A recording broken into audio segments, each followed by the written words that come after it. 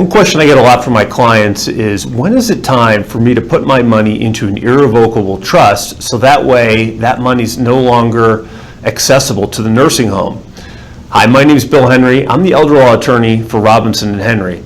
And it's a great question, but it's always more complicated than it seems. So what I tell my clients is, if either you or your partner, if you're married, for example, ends up with some sort of a long-term illness like Parkinson's, MS, dementia, and you expect at some point in the future, but several years off, that you're going to need to go into a nursing home, or your partner's going to need to go into the nursing home, then it's definitely time to think about putting your property into an irrevocable trust.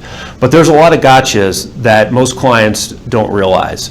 So the first thing is that I always surprise clients is that it's irrevocable. That really means you can't change it. So once the property is inside of the trust, and we can think of the trust, an irrevocable trust, like a safe where we put our money in and we spin the dial and we no longer have the code to take our money out, it's in there and there's no way for you to change what the terms of the trust are.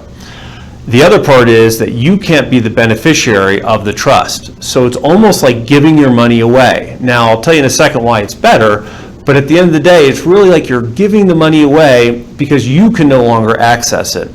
After 60 months, then Medicaid's going to say, we don't care about that money anymore, and they're not going to count it against you. So that's the good news. So what are the benefits of a Medicaid asset protection trust, this irrevocable trust to help us protect our money from the nursing home? Well, it's a lot better than just giving your property away, because whoever you give it to, the tax consequence to doing that's a lot better if we put it into this trust.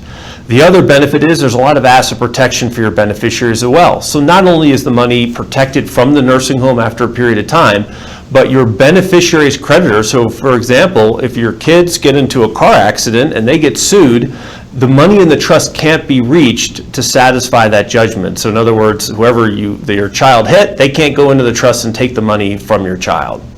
So just to recap, if you're looking at doing an irrevocable trust and you want to protect your assets from the nursing home, doing the planning sooner versus later makes more sense. You want to do it whenever someone has a long-term illness. That's probably the most typical time.